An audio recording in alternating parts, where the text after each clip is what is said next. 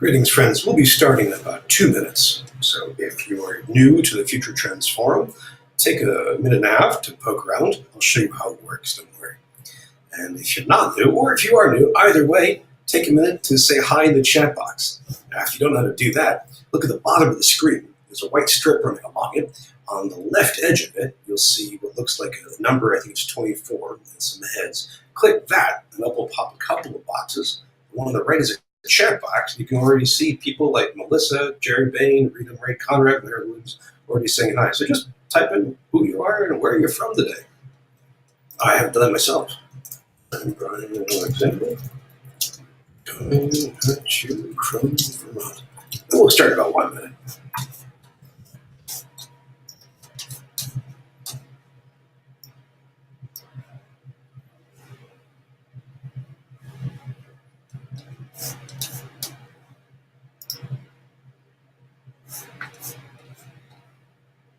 And greetings to everyone from, wow, people from across the U.S. so far. Ohio, Maryland, Colorado, Ohio, California, New Jersey, Texas. A lot of sunny places there. And Florida. Greetings, everyone. Hello, Mary from Missouri. Starting just under a minute. Give a few more people a chance to click in.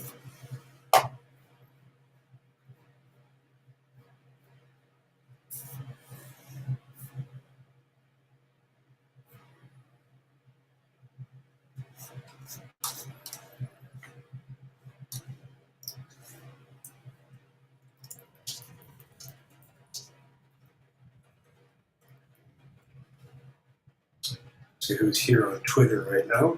This conversation starting to bubble up.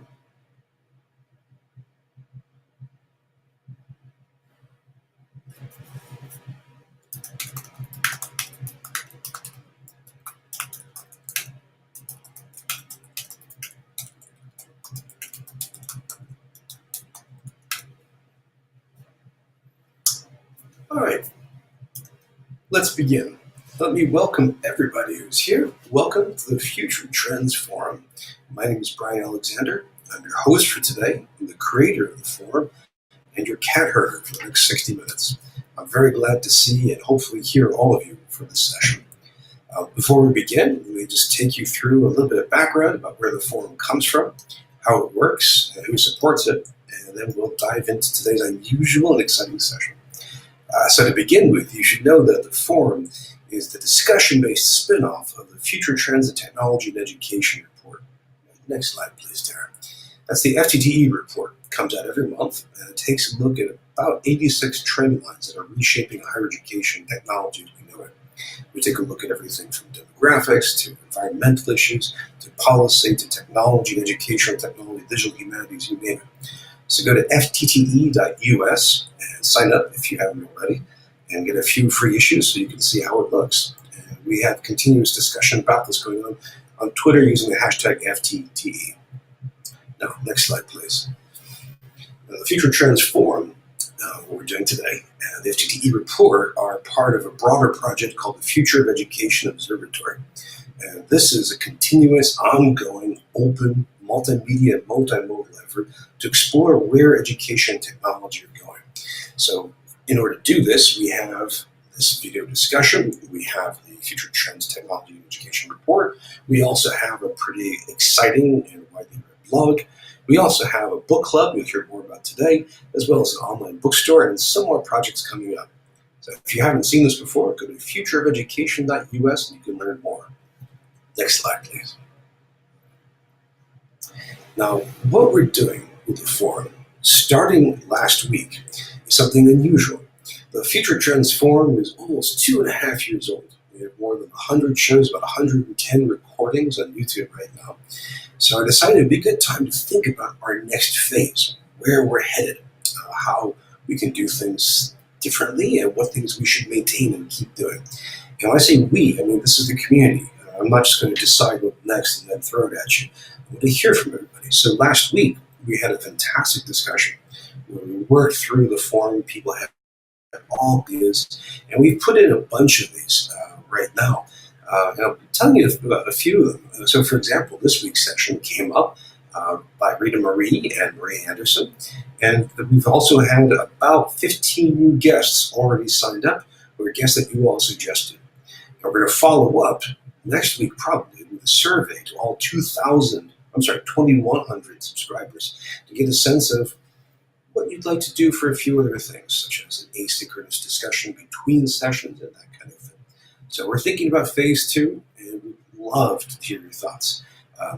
On the screen, by the way, there's a widget which will link you directly to a blog post about that, so you can learn even more. And we're really grateful to everybody for all of their contributions.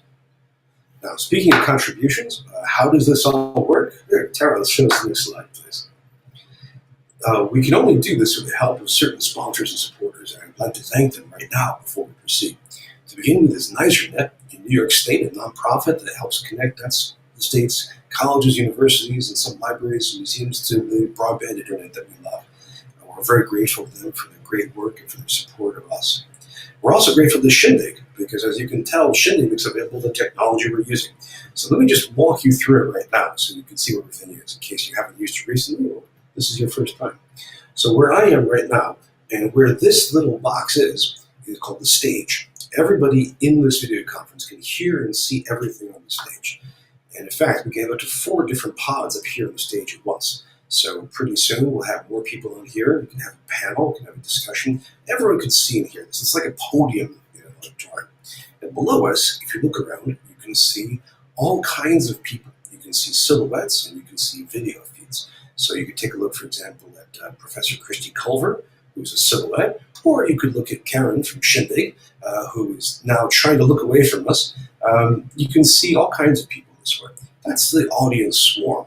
And if you want to interact with people, there are a few different ways. One thing you could do right now is double click on somebody's icon. And if they feel like talking to you, your 2 icons will click together like Lego bricks. You can have your own private audio-visual conversational bubble, which is pretty handy. Now, what I'm doing right now, talking at you and having this slide here, we're going to stop in just a minute because the purpose of the forum is a conversation of all of us. So let me just show you a few of the ways that we can converse. Shindig makes available 3 main channels. Look at the bottom of the screen. Running across it is a white strip with some key options. So let me show you the 3 biggies. First, on the far left edge, you'll be able to see that there is a number and a dialog box and what looks like a bunch of little circles. The number is 55. If you click on that, that will pop up 2 boxes that you can use. The first box on your left is a kind of film strip showing where every participant is. You can just mouse over and see a little bit more about them. You can see that Mike Wilker, for example, is a coordinator of e-learning and innovation. You can see that Sarah Coons is an instructional designer, and so on. Now, if you look to the right of that is a chat box. And the chat box has all kinds of comments from people right now. So we will use that during this session. And that's a great place for informal comments, for questions, for ideas. And I think you'll see that people often share resources that come up. There's a link to a reading or a video or an app. So that's one key way. Back to the white strip. The second from the left you'll see is a question mark in a circle. If you highlight it, it says ask. Here you can just type in a comment or a question and we can flash it on the screen. So I'll read it out loud so everybody can hear it, and you'll see it flashed on the screen so you can see it. That's a really good way to ask a direct question or make a comment. Now, the best way, most powerful tool, is the actual video conferencing tool, which is a raised hand. So if you click that, that tells us that you'd like to join us on stage. So if your mic is working, your camera is working, if you're comfortable talking, and you should, you can click and join us and we'll beam you up on the stage. In fact, what we'll also do, to make it even easier, is next to me, we'll put a little square that says join podium. So somebody click that and you'll be kicked up on stage. You can click the raised hand to tell us that. You can click the question mark to ask us a question, or dive into the chat box with more comments and questions. So within the environment, there are lots and lots of ways for you to participate. On top of that, if you want to use Twitter, go to Twitter. Use the hashtag FTTE. That way, we'll scan that and we can bring in even more conversation. So that's the goal here in the forum. As much conversation as possible as we think about the future of education and technology. I'm very grateful to Shindig for making this available. Let's thank one other source of support too, and then we can get going. The This is our followers and our funders on Patreon. If you haven't seen Patreon, it's a crowdfunding site like Kickstarter or GoFundMe. The idea is to crowdfund a creative work or process. In this case, it's our work with making the future of education visible through media. So if you go to patreon.com/Brian Alexander, you'll see dozens and dozens of people who are contributing as little as $1 a month to make sure that everything is running at how many long. And you can see here from this slide, these are the top contributors.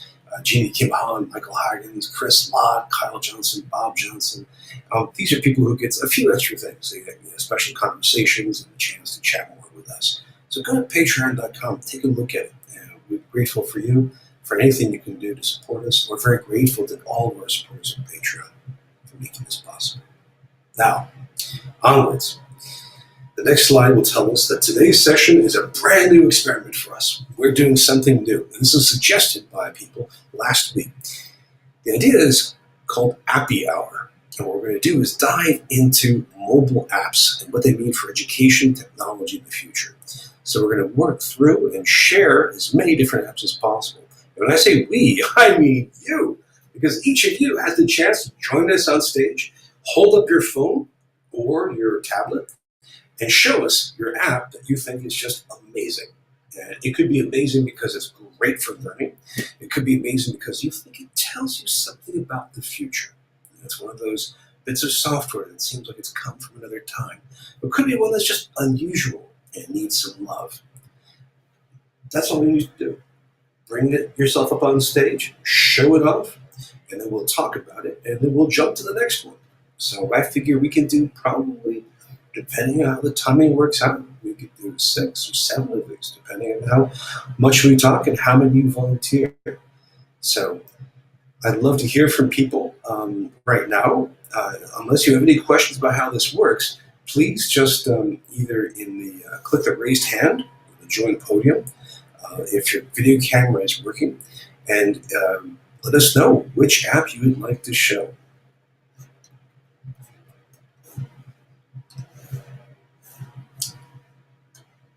Now, some of you know I'm a recovering English professor, so if I don't hear from you, I will call on people. There's 2 podium buttons you can click on. Excellent, excellent.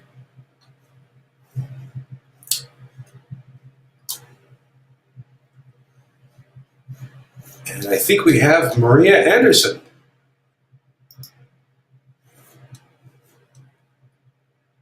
Oh, connection is struggling. Let's see if we can get her up on stage.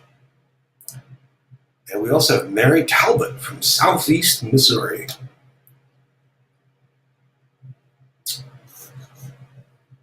I'm getting connection fuzziness from those 2 folks. And we have Rodney Murray from the University of the Sciences. Is this just me? Are they coming through clearly, or am I the only one having problems? All right, we'll take a look at this technically. Hang on a second. Having a little tech problem. Hang on 1 second, friends. We're going to retry it.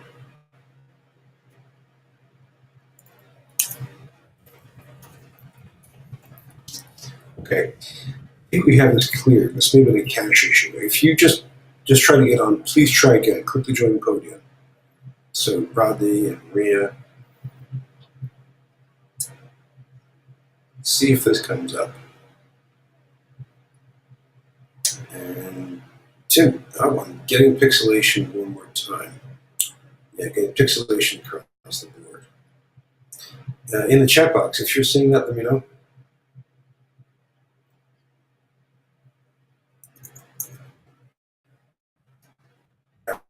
Battery sees it. Okay, let's take a look at this technically. Tara and the Shindig team are on it right now. All right, well, Tara and the Shindig team are on it right now. And let's see if we can get Mary Talbot in as a test. I'm going to begin just to show you one app that is possibly the app that I use more often than any other. This is called InnoReader. Oh, wait, before I go further, I think we've got someone. Mary, I can see you, but I can't hear you. I think you're muted. I haven't said anything yet. Oh, now I hear you. Hello, Mary. Hello. My new favorite app is called Goose Chase. Goose Chase, what is that? Scavenger hunt. Ah. Faculty development. I've had my provost use it to teach different standards in a meeting as an intro and a warm-up. And I'm going to use it as a get-to-know activity for my new faculty on our new faculty orientation. Wow. So it sets up a physical... You need to work it on a computer first, and then the app is where you gather all of the items as part of your scavenger hunt. Got it. Is it a physical scavenger hunt? You're out in the real world getting stuff? Yeah. Oh, yeah. I mean, they go around and take pictures of what they're doing, and so you have the team members take pictures of it. It gives you suggestions. It's got some really good ideas and suggestions, and even some of the most jaded faculty came back having smiled and had a... Oh, that's terrific. So you can use that for all kinds of stuff, it sounds like. Yeah. You could use that for, well, you mentioned doing it for meetings and faculty development. Could you do that with students? Well, and maybe... game for students. They have suggestions as reviewing. They've got a couple games you could take a look at and then make some of your own and maybe build out from there. Oh, neat. Well, thank you so much. Really, you're the first one. You've broken the ice, and now you can see people coming in from all directions. So you turn off now. Well, enjoy. Thank you. And friends, just as a suggestion for process, if you have any comments or suggestions about Goose Chase, either put them in the chat box or click the question mark, and we can bring them back up. And either we can just hash them out, or Mary, we can bring you back up. Okay? Thank you so much. And speaking of Marys, we have Maria. Hello, Maria. Hello. And Appy Hour is partly your doing, so thank you. Thank you. So here I am. So I wanted to. I have a couple apps, but I'm gonna start by sharing this one. And this is an app I use when I teach my math classes. We used to use, TI graphing calculators, which cost $100 forever and have never really gotten any better other than having color screens now. So this is Desmos. I'm going to try to hold it up here so you can see it. And it's got like a text interface, and you can zoom in and out by pinch and zoom. It's free. You can do data regression. You can push out data to the students via links. And so I used it the last 2 semesters with my students instead of TI calculators, and they take to it like ducks in water, and they love it. It's exactly the interface they're used to, pinch and zoom, very easy input. You can use it on a tablet, on a computer, on a phone, and it has been a game changer because we no longer have to talk about how do you do that again on 20 different calculators.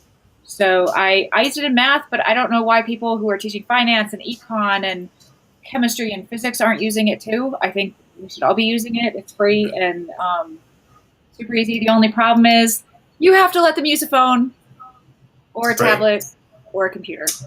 So you have to get over that part and just figure out how to monitor that the best you can.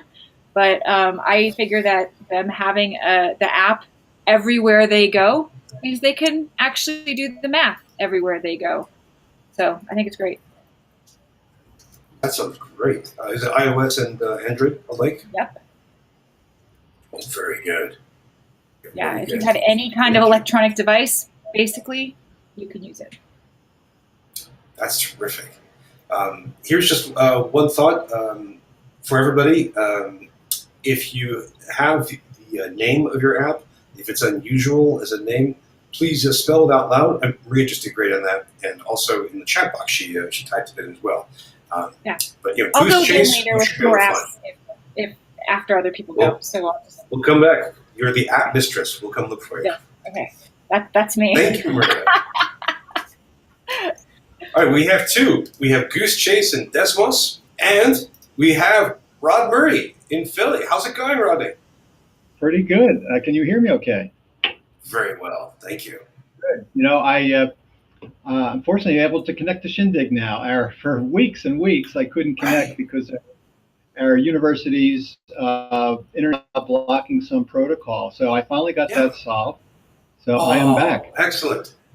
Oh, so great. The app that I wanted to share with you is not something I've used personally. In fact, I just downloaded it to the simplicity. You probably can't see it too well, but the simplicity. It looks like a chat window, and basically that's what it is. It's called Study Tree, but there's a lot of complexity behind it. If you set it up for your institution, it pulls data out of your LMS, and it monitors students. When there's a test that's coming up, it will use a chat, uses artificial intelligence to chat with the students and get them to form study groups. So it'll match your there'll be some polling and ask you what your expertise is in, and it'll attempt to match you with other students that can complement each other in creating study groups. So I think it's a startup here from Philadelphia, and it looks like it's very clever. I've never seen anything quite like that, and I hope they're successful. It's called Study Tree. Studytree.ai as the domain. So it's a use of artificial intelligence. And if I could give a quick plug, I interviewed the CEO on my podcast, on Rod's Pulse podcast. Oh, yes. At Higher Ed. And also interviewed Maria recently. So learn all she's about awesome. Course Tune. Yeah, it's a Yes. great.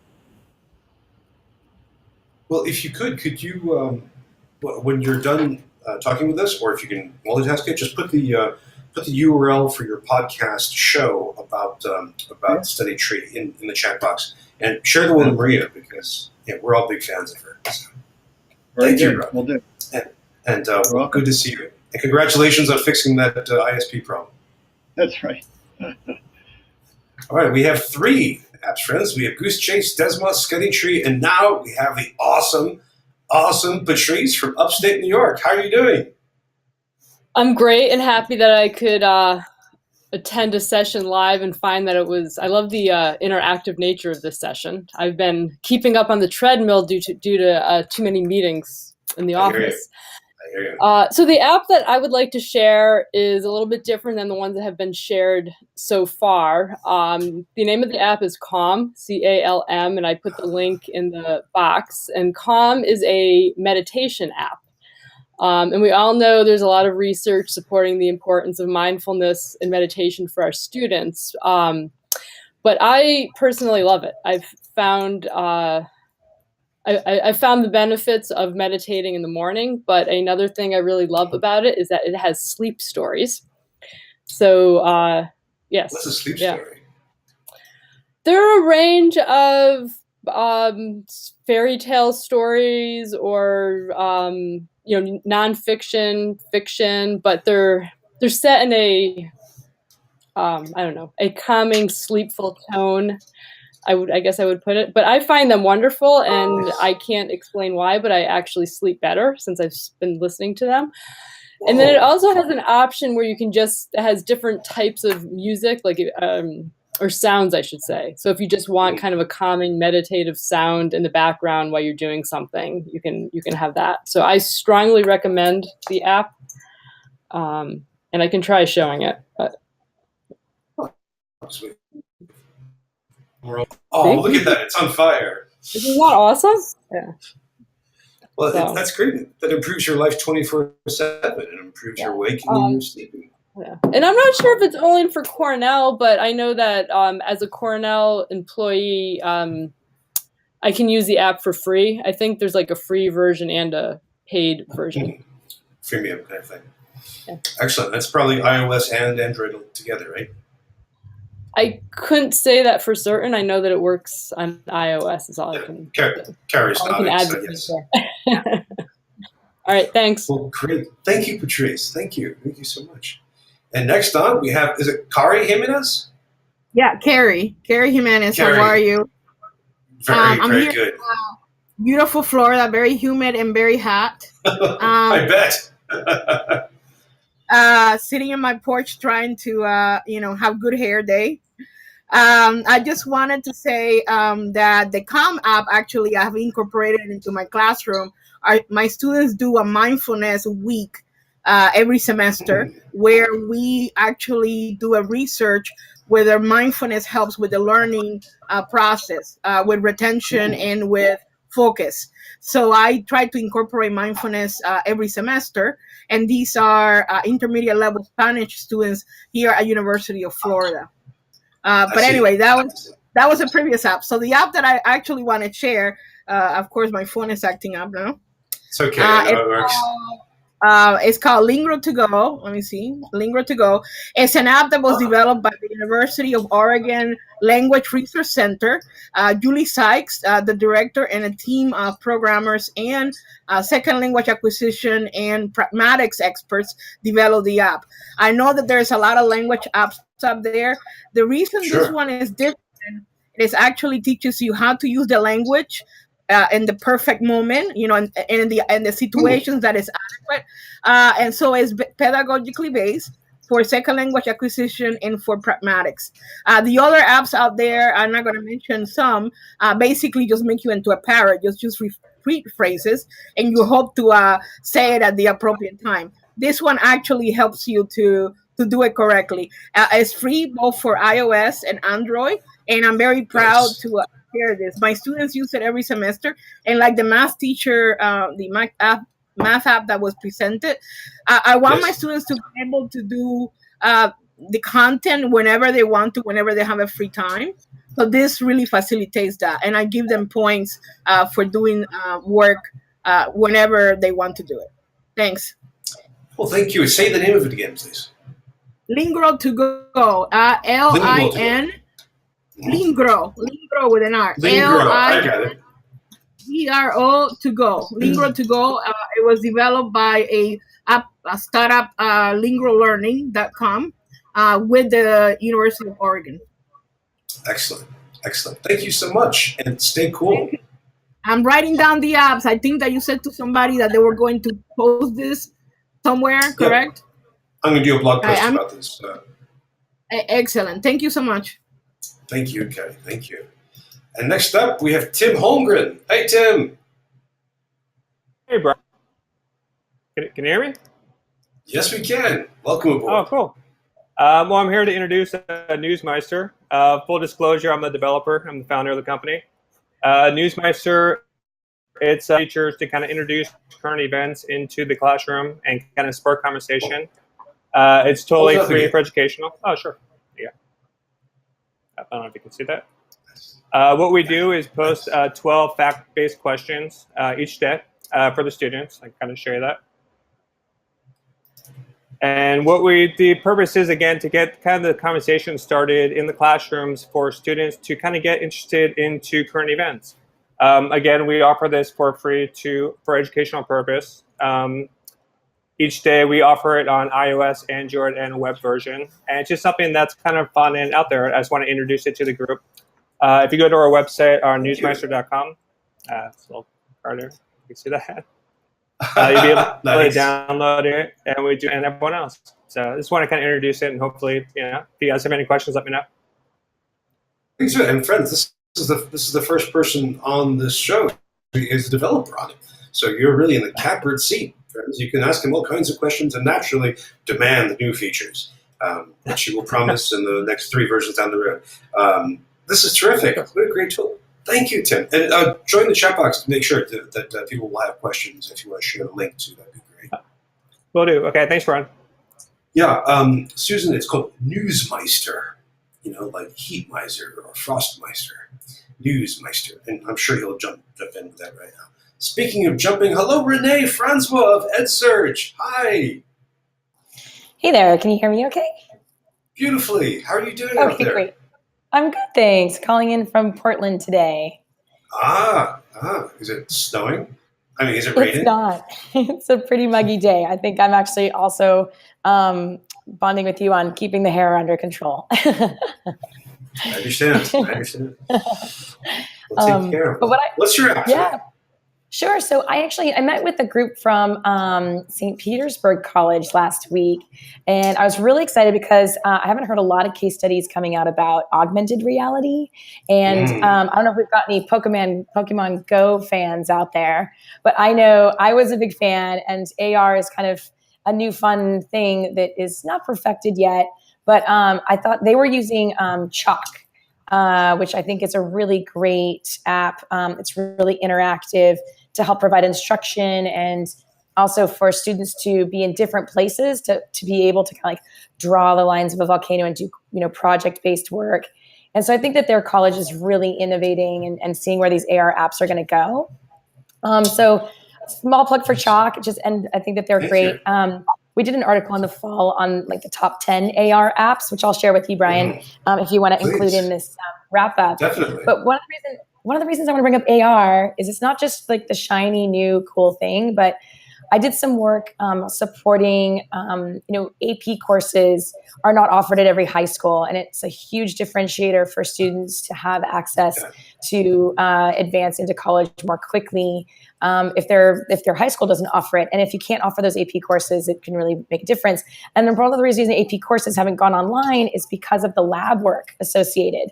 So I just want to put that out there that I'm really excited about where AR can go, because I think it can help overcome some of these equity and access issues that we talk about. And I think the future of AR is just really exciting. And it's mobile, which also removes a lot of barriers. So that's my plug. Indeed.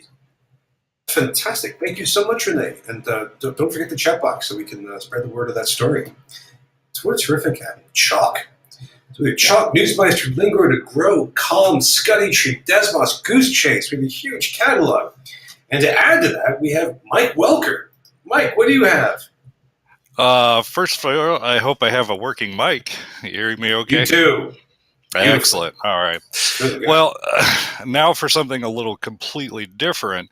I think of this app as kind of futuristic in making a user-friendly interface that does kind of a simple iteration over kind of an old dog. And disclaimer, it's dependent on hardware too, but it's the Smart Cap, KAPP. And basically, it's kind of hard to show you because, of course, I've lost my connection here walking across the hall. But basically, you aim the app at a QR code that's printed on the front of a glass board, and it's got 4 little cameras at each edge of it. And it's, of course, you take your pen and away you go. But once you connect the app to it, that's where it really gets exciting, in that you can then extend that and share that remotely and start a web browser session where people can view in pretty close to real time what you're doodling there, as well as create artifacts of what you have. And then make those available as JPEG or PNG or PDF afterwards as learning artifacts. So and there's a dozen or so of those digital board capture things. But as far as making something that's really usable and has a really low bar of entry, particularly for the remote folks, it's really good at what it does. So I see somebody's put the web address in the chat. So that's my plug there. Smart Cap. Oh, that's great. That's great. Thank you. Thank you so much. Interesting how AR has come up. And now we have Maria. Welcome back. We haven't talked to you for a few minutes. What's your new app? So I want to share 1 or 2 productivity apps. So not something you'd use with students, but something that might just help you. And my guess is half of you probably already used one of these, but for those of you who don't, they're life-changing. You just don't know they exist. So the first one I want to share is shared to-do lists. And there are a lot of apps that do this. So Wunderlist, Remember the Milk. There might be some others that you guys like that you can share. But if you have a to-do list, here's what it does for you. And I'm going to start with just a really practical example. My husband and I have a grocery list. We both can see the grocery list on our phones. We both can add to the grocery list on our phones. We both can check off things on the grocery list on our phones. You have teenagers who drive and they run by the store, and you want to make sure they remember the milk as they're there. You make sure it goes on the shared list. So any list you have, you can share with different people. So you can have a list with a with somebody you're planning a party with, a list with a group of students about something that needs to get done on a project, a list with your spouse or your roommate or something like that. And these are kind of life-changing apps because you can suddenly keep track of things. So if you don't know they exist, you should know they exist. So just remember the milk. But there are other apps that do that. Just look for shared lists. And then another one, can I share another one since nobody else is here yet? Please, just for now. Okay. So for any of you who do a lot of traveling, like Brian does and I do, TripIt. Do you use TripIt, Brian? Not anymore. Yeah. Not anymore. But I use something better. Web. No. Okay. Well, okay. So I've used TripIt for like probably almost a decade, however long TripIt is old. Yeah. And what it is an automatic itinerary planner. And all you do is when you get your hotel reservation or your car reservation or your flight reservation, you just hit forward to the email address and it builds you an itinerary, which you can then get on your phone. When you're on your trip is just open up the app on your phone and you see your flight reservation, your car reservation, your hotel reservation, like all of that stuff is there, along with the weather and the times of check-in and everything else. And so it's just like a lifesaver if you travel a lot. It's very nice. TripIt, everybody. 7 letters or 6 letters. Good one. TripIt. Yeah. Thank you, Maria. Thank you. And hello, Rachel. Where are you today? Hi, I'm in Salt Lake at Western Governors University. Hi, Maria. We miss you. I bet you do. We do. So first plug is my own. Well, the question is, how hot is it there in Salt Lake? 100-ish. Oh my gosh. It's not too bad. It's not Arizona. It's a dry heat. Well, yeah, it is. Okay. Yeah, Arizona where the garbage cans melt. That's a little worse. well, tell. So selfish plug, I'm the product manager of our student-facing mobile app. And so obviously I love that app the most, where we let our students access all of their degrees, courses, faculty. Nice. That's what I do. That's my love. But my other one I wanted to share is an app called Fabulous, which is from Duke University, and it's a habit resetting app. But it's just a super beautiful design. They won a bunch of design awards last year around journeys and gamifying setting those healthy apps. It's just a really beautiful and fun one that I love. That's great. Thank you for that's like a really fabulous app. But tell us the name of your first one, the one that you worked on together. The first one is My WGU. So I work at Western Governors University, and it's our student-facing mobile app. And what does that do? We haven't talked about any of these yet so far in this session. What does that app provide for students? It provides them almost everything that they can do on the portal.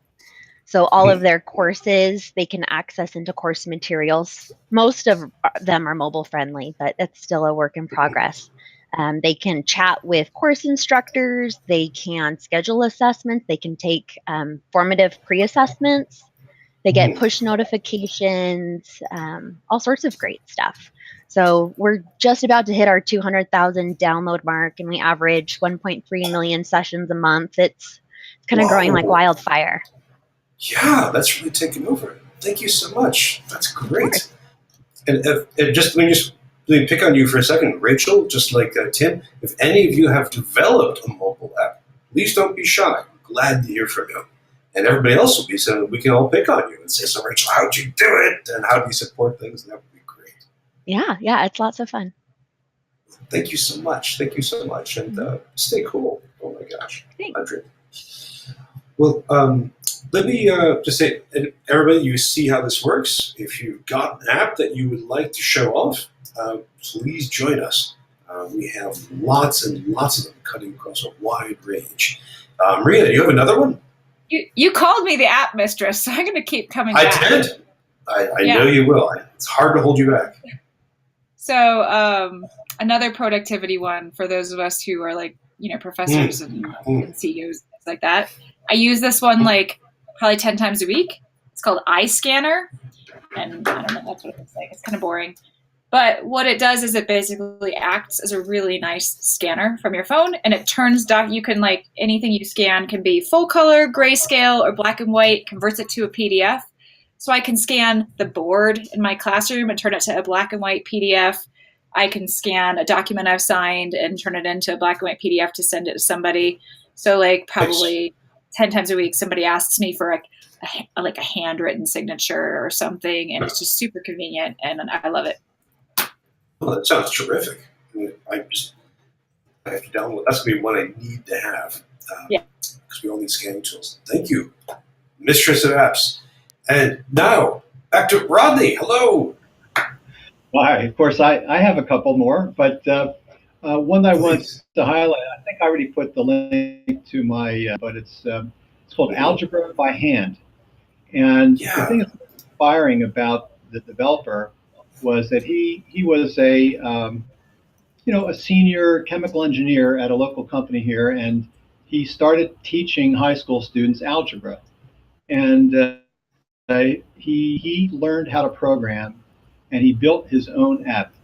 And it's very clever. If you go to their website, I'll put the direct URL in there. Thanks. It allows students to manipulate equations by dragging and dropping, and really teaches them in a very visual way how to solve equations in algebra. So that's one I wanted to highlight as well. I think they won an award at the US DLA, US Distance Learning Association award about a year or so ago. Oh, very good. Thank you, Rod. That's terrific. Well, I don't know if we've just shot past our initial burst of energy, or you're all now frantically scrolling through your screens and paging through, trying to find more examples of more apps. But let's see what else you can find. And again, think about the apps that really point ahead in a positive direction. And speaking of ahead in a positive direction, hello, Babette Kraft.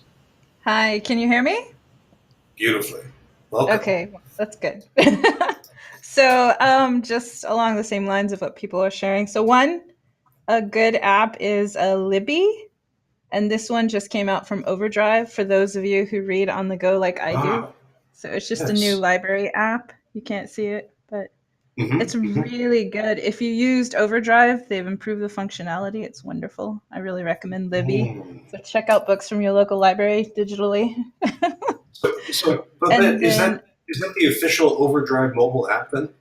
Yes, they're replacing it. And so if you're in Overdrive, if you currently use it, you'll see like a notification that says, try Libby. So I recommend trying Libby because it's awesome. Well, thank you. Thank you. I'm coming to you from public library right now. So. And then also along the lines of language learning. So there's two apps I want to show you for Nahuatl. It's an indigenous language in Mexico. And so there's a big push to learn indigenous and native languages. So this one, it's in Spanish, if you are comfortable with Spanish, but this was really cute and colorful. Whoa, and you can learn Nahuatl. So this is for the vocabulary and just the essentials. And then somebody actually made, which is adorable when you get your vocabulary down, they made an RPG game that you can play and practice your Nahuatl. Is the name of this Nahuatl, or does it have another name? So the one that's for the vocabulary is Vamos a aprender Nahuatl. And then this one is like Nahuatl vocabulary. And I can always post them too. Yeah. Oh, please do. And from an earlier speak, did you see the language app that Kari Jimenez mentioned, Lingro to Go? I did. I downloaded it. I know. So my background is with Asian languages, Japanese and Chinese. So I know that the language apps, which are awesome, I'm going to test this one, but they often don't cover the less known languages, the indigenous ones. So yeah, definitely. Yeah, I mean Spanish, but thank you so much. That's no great. Problem. Bye. And we have Barbara Mitchell. Hello, Barbara. Where are you coming from? And what's your app? But you're muted right now. We need your audio back on. Nothing yet. You're still muted.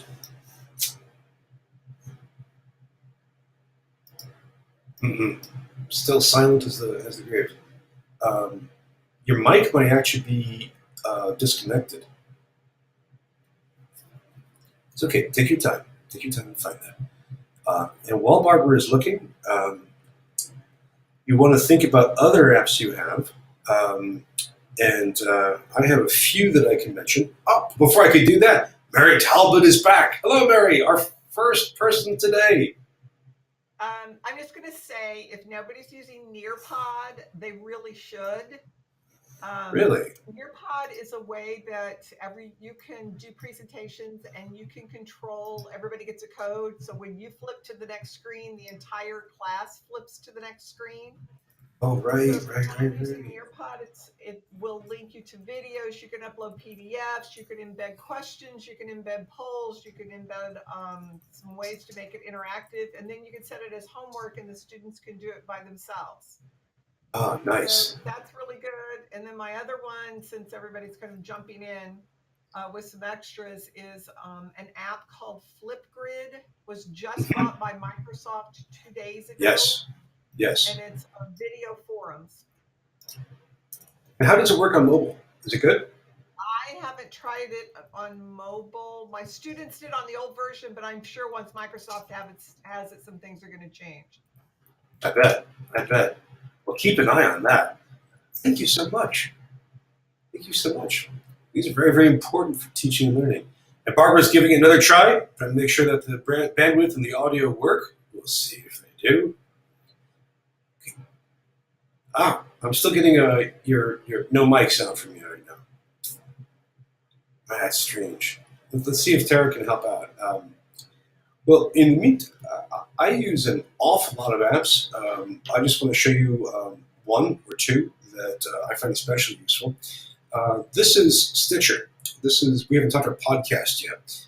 This is one of the leading podcast aggregators or podcatchers. It works pretty well. It covers most of the podcast space. It really neatly lets you find, subscribe to, and download podcasts in a really efficient way. They also have their own business model where they have Stitcher Premium that includes Stitcher-only content, some of which is very good. But I use this pretty much all the time, especially when I travel or when I work inside the house or outside, which is when I listen to most of my podcasts. So I'd say give Stitcher a try. And if you have another podcast app that is better, please let us know. I don't know if it's better, Brian, but I like Overcast. I've heard good things about it.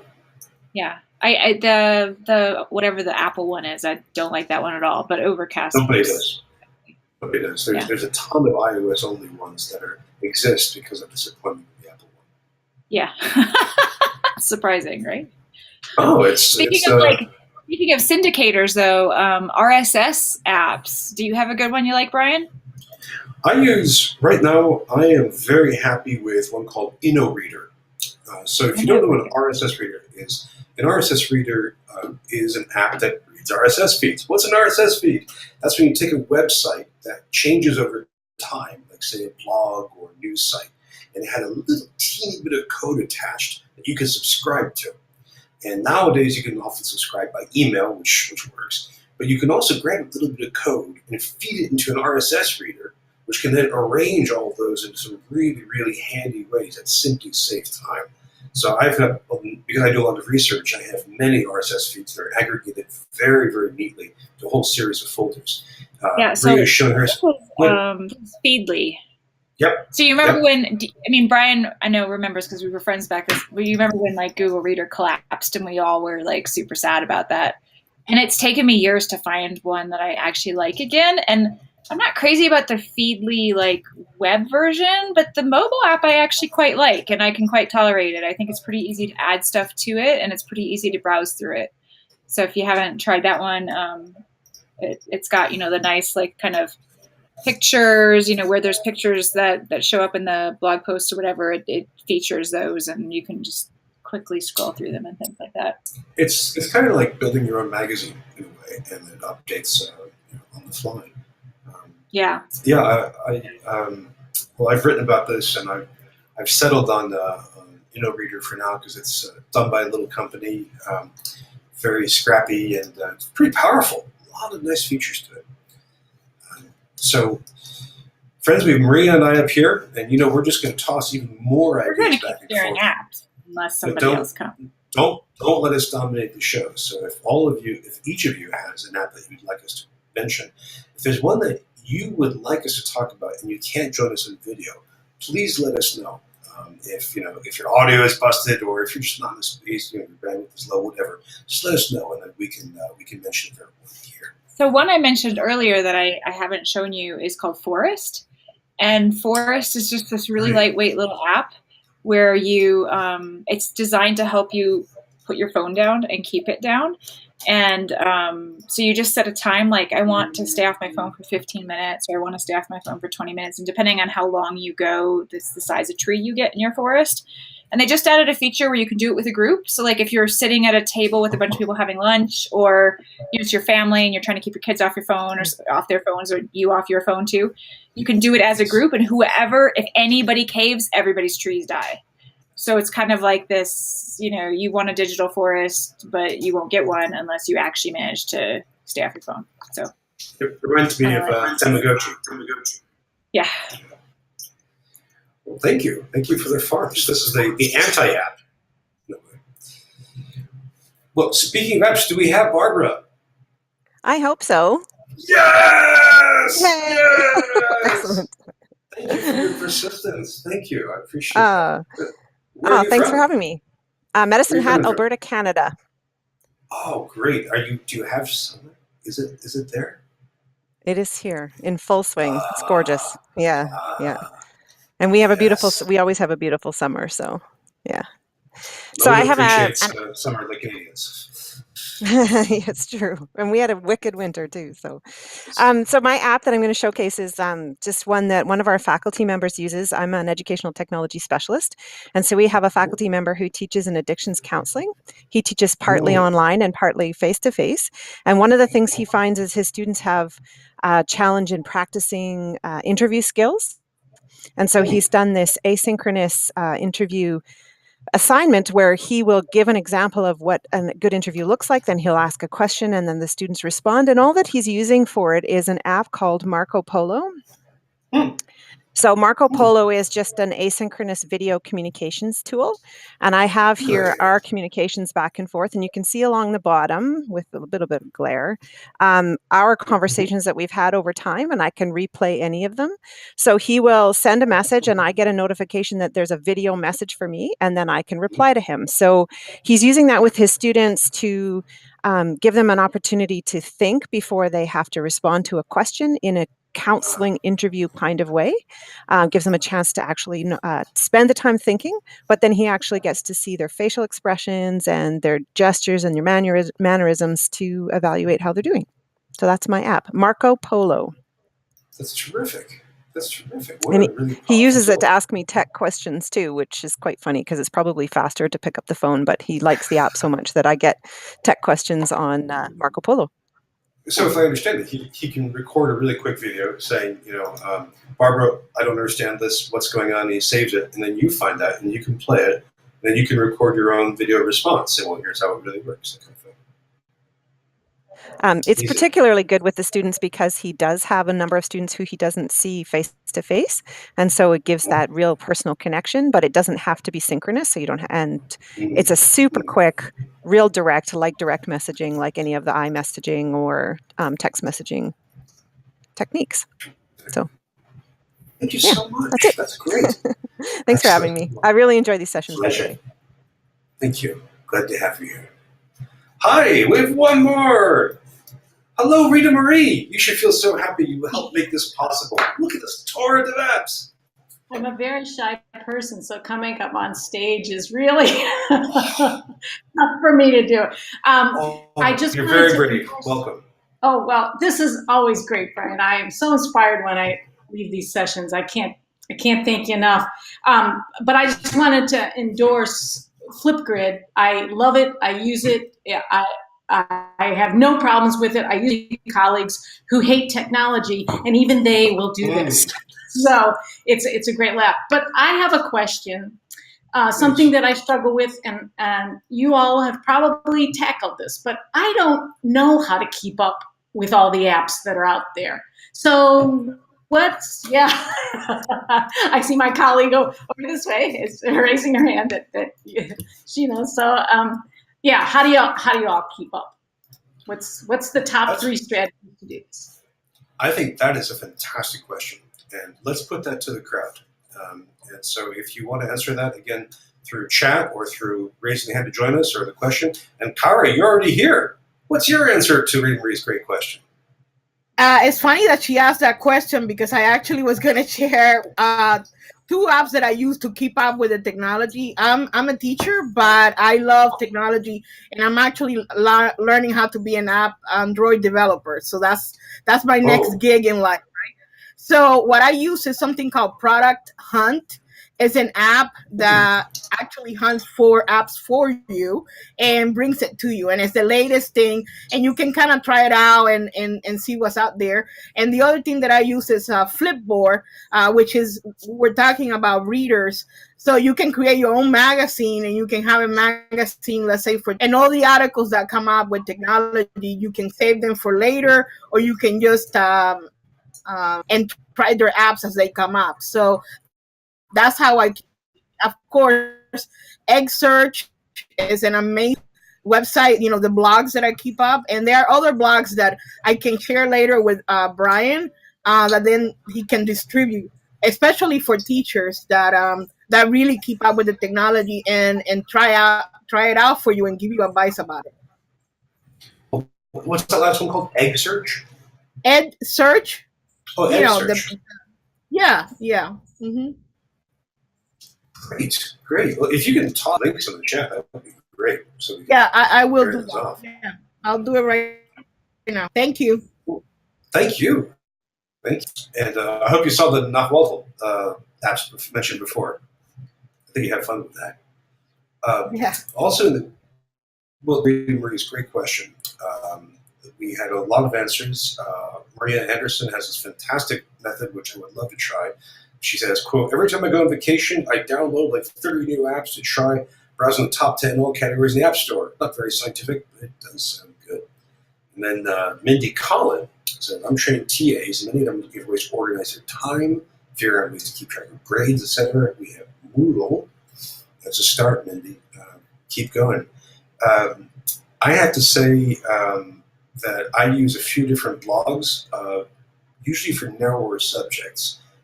So, for example, about podcasting or about gaming, to try and look for developments in those. I'm doing research. I just keep being pinged with so many different apps. I try to bring them in, but it's a huge field. Reading Marie is absolutely right to mention this. It's a very, very large field, and it is difficult to keep up. So I'd love to hear more and more thoughts. Patrice has does anyone have a good app for curating links from Twitter, Facebook, LinkedIn, etc.? Good question. So if you want to share that.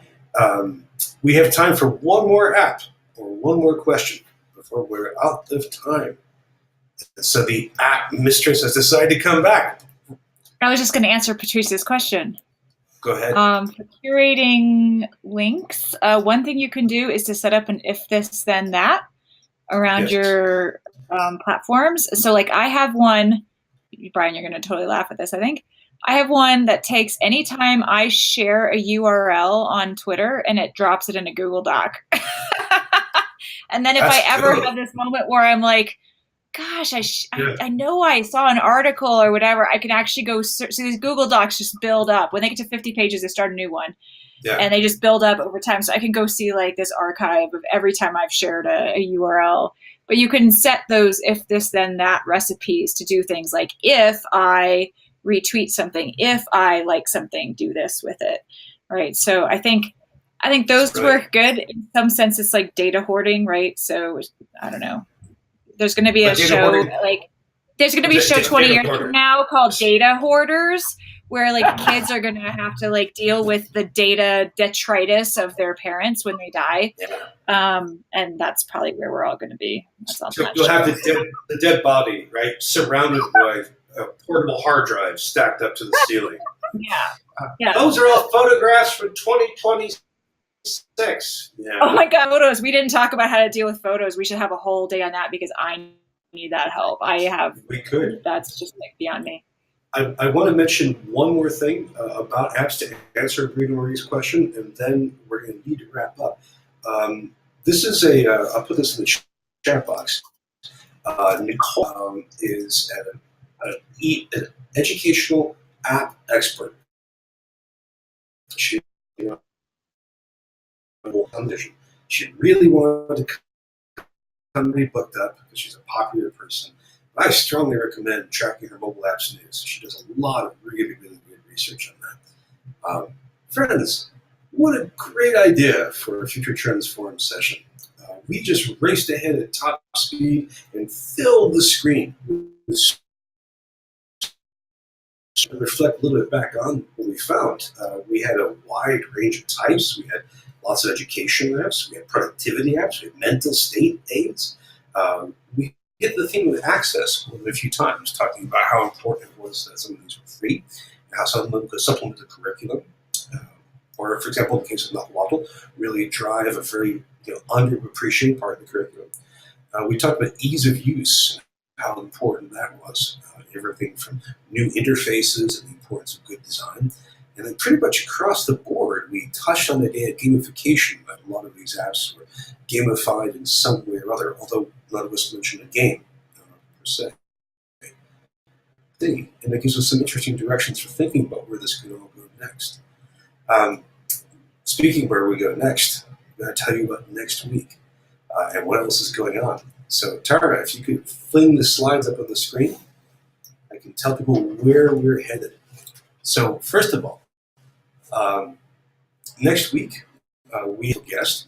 We have Vicki Cook, who is the Executive Director for the Center for Online Learning Research and Service. And she's going to be talking about Generation Z, which is, for lack of a better word, this is the name for the generation after the millennials. So we're going to be hearing about that. So any questions, any rumors, any memes, any stories about yourself, please bring them so we can talk with Vicki about that. Now, also going on, we still have, Tara, with the next slide, please. We've got our book club. We're about to launch a quest for our next reading. It's going to be a science fiction book. So I'd love to hear from you.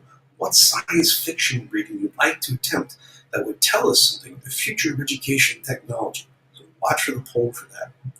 Also, one more thing to mention.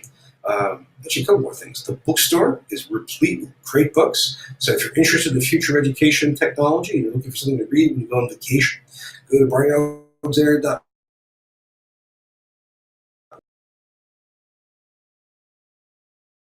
Keep talking about this. You want to keep sharing your mobile apps. If you want to keep reflecting on what mobile apps mean for the future of education, use the hashtag FTTE or tweet at these different accounts, mine or from the Twitter one for Shindig, or on Facebook or LinkedIn. We'd be glad to hear from you.